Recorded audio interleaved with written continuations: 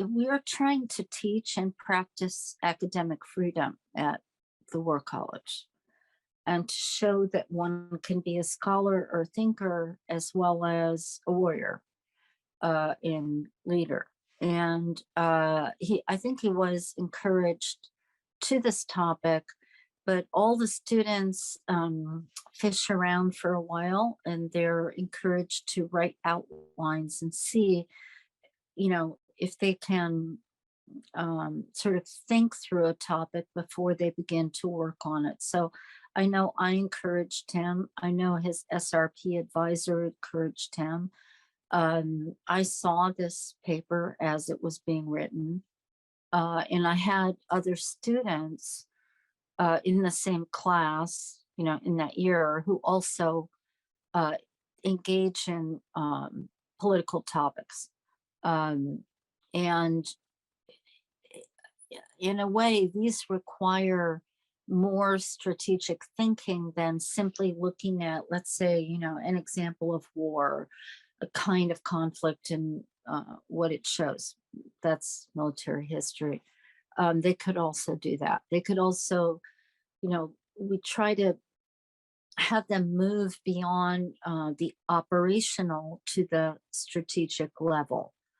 But I also think what I told you, that in a way, working on that project allowed him an outlet to respond to the discussion within the entire college about democracy in the Middle East. And most of that discussion was about Iraq, but at the time, it was relevant to many other countries, and it remained relevant. It remained relevant again in the first wave of the Arab Spring and the second wave, and now it's still relevant.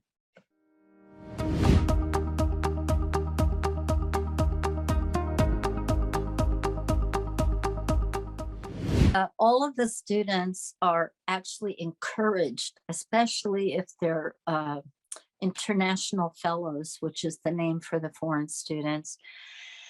They just check a box, which is not to reveal. It's considered safer for them if they are going to advance in their career, not to have what they were, writing about and examined. And it might not only be, the American public looking at it. It might be someone within their own embassy who's critical. It's considered a way of allowing more freedom for the student to write whatever they want, and to choose something that's controversial, and and then not worry about it. And not all students choose to have them not released. Some want them released. I helped some students publish their thesis. They wanted to publish it, and of course that required more work. And it was obtained by a professor here in California by writing a Freedom of Information Act request. So then the college had to release it. But I'm not sure they should do that, if somebody really wants to keep it closed. It's a strange system, but in a way, I think it shows you how politically vulnerable people in the military are in various militaries of the world.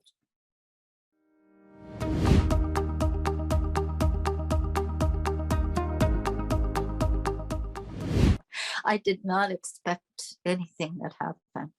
But I mean, I did not expect many things, that I didn't expect 2011. I was in Egypt just before.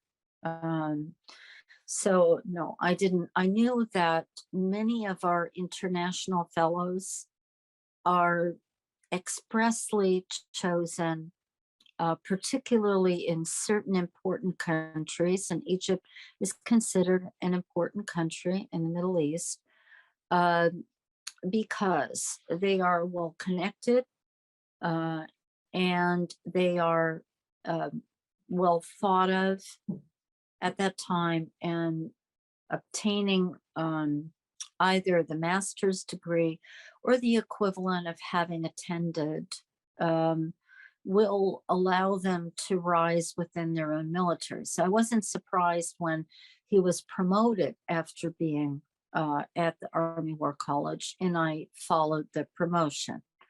Had the revolution not happened, that's the critical factor in his success, is the upper echelon of the military were too close to Mubarak and had to be gotten rid of. That's the part that happened that changed, I think, his fate. Um, but there's a wall in the Army War College of former international fellows who've become heads of state or um, chief of staff of their military. A lot of them do advance in that way. And it's not a plot. I'm not saying that America made it happen or anything like that. Um, it's also true of the American officers that it helps them in either furthering their career or whatever it is they want to do after attending the program.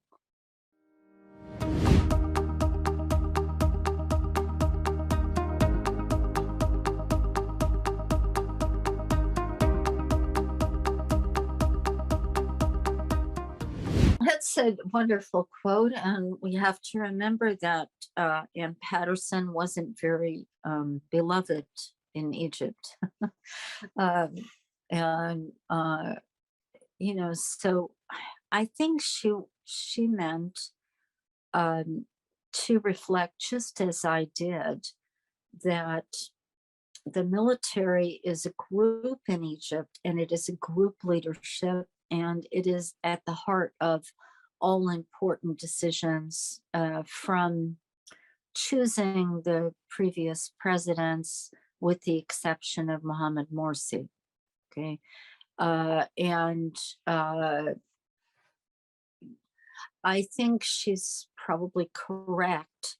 But if you look back on the year of 2013, if you asked many people, well, let's say even going back to 2012, the fall and December and all the tumult over the Constitution, and then the various things that the Morsi government did,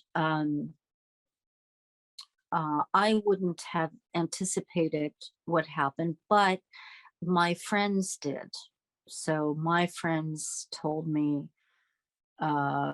when the Tamarat movement began, and I was sort of surprised, and then I was not surprised by Patterson's comment, because there are many things that occurred that would have made the military extremely upset and concerned. For example, the conference with the various Islamist leaders who declared jihad on Syria.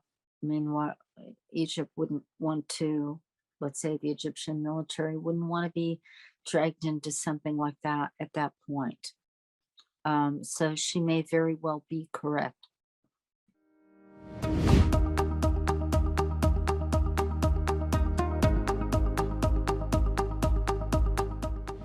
I think I hinted at this. I'm not.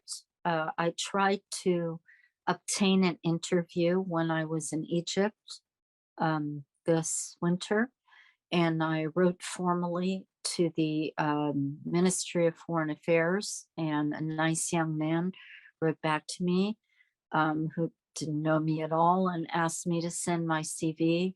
And then he called me and complimented my CV, and my request was rejected. So I haven't seen him since I was at the War College, except for one meeting, because I continued to be involved with the Department of Defense for some years, and then I was a political consultant and involved in other ways, as is typically the tag on of that kind of career.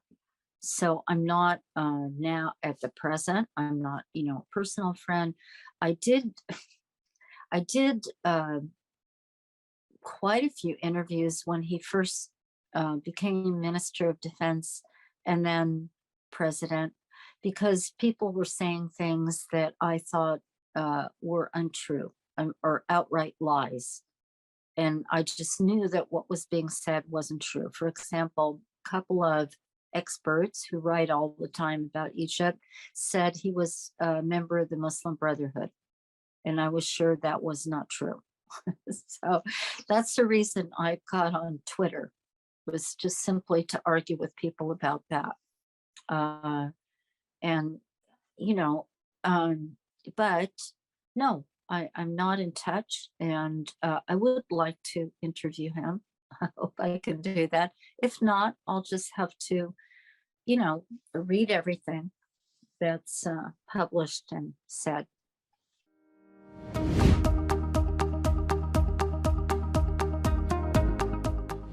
Oh, I think I might say, I think I might ask him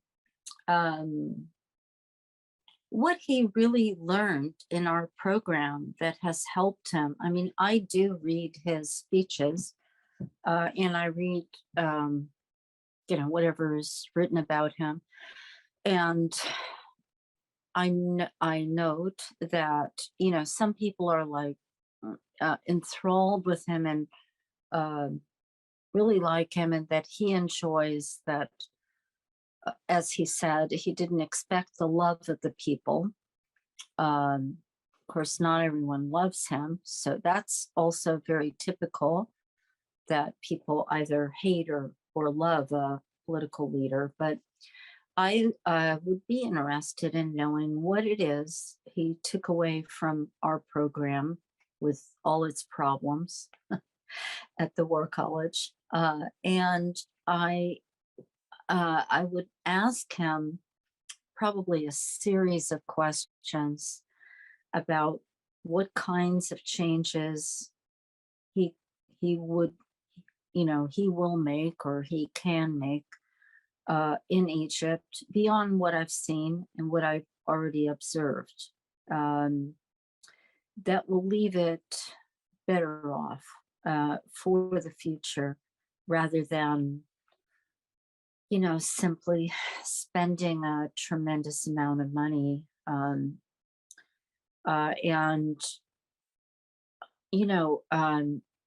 I was a student in Egypt. I went to the American University in Cairo, and then I had the good fortune to also be hired there to teach as a professor. So a lot of my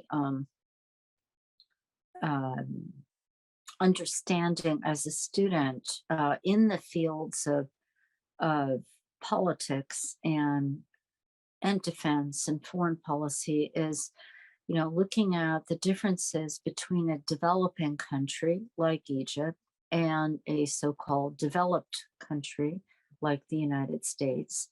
And of course, it isn't as simple as that, because there's a spectrum within. So I would probably ask him some things about foreign policy in general, now that he's had so much more experience, and his vision of the future, because I find it, some of what I see happening, quite terrifying. the rise of far right, and I don't know how to characterize Putin, but those are some of the questions that I would ask, and then I would ask why, if you want to encourage the youth of a country to develop that country and to be part of it and to be part of decisions, he's agreed to locking up so many of that youth who simply wanted the right to protest or simply want the right to make a comical, cynical video, or simply want to have their voice heard. And so I am just torn on that issue. When I read about somebody like Ala Abdel Fattah, who's the son of my own lawyer in Egypt. His father's dead, but he was my lawyer, and I know him well. And, I just feel that generation and group of Egyptians should be involved in the country and not locked into this battle against it. So maybe those are, impossible questions to ask at this time. Maybe I wouldn't be allowed to ask that question, but I hope that people continue to ask it.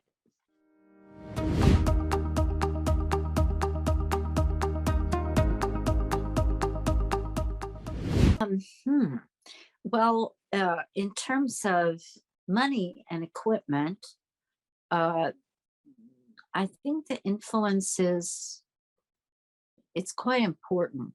The military budget is quite important. But again, it's tied into politics. So everything is occurring through the framework of Camp David. So America and Egypt were once not friendly. They were not allies, in the Nasser period. And the amicable relationship which developed since is partly at the service of the United States' commitment to Israel. And so, and that is, not something that every single American supports.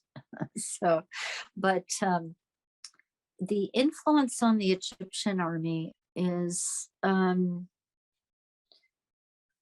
it's a variety of things. So through exercises like Bright Star, through the ability to purchase weapons and equipment and training, through a Sisi's very recent, I think just today it was reported, formation of a new military college structure, which is something I think modeled on what we do, that would have the different services included.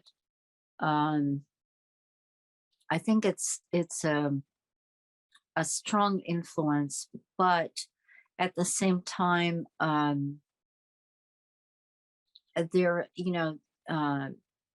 there are individuals who come to the United States, as Sisi did, for very brief leadership training. So it could be as brief as 3 weeks for something, or they come for a year. The structure of the Egyptian army remains different than the American military in a lot of different ways. So one would be the age of officers and when they retire and how far they can go. And in a country like Egypt, the military has been very important, I think, for social mobility, even with all its problems and all its involvement in industry and other activities that are not always associated with the military. So there's also some very strong differences. Um, Under, when Biden came in, there was this change, which is that a certain portion of the military budget would be withheld because uh, Sisi's government hasn't moved far enough along the human rights measures that the United States would like to see. But even the withholding of that money is not as significant as it might be. Um, so, it's kind of a mixed answer there.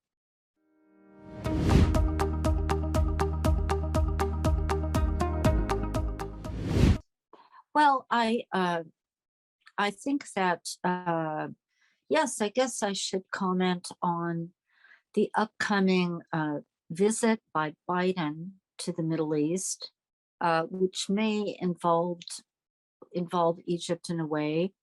And there's a lot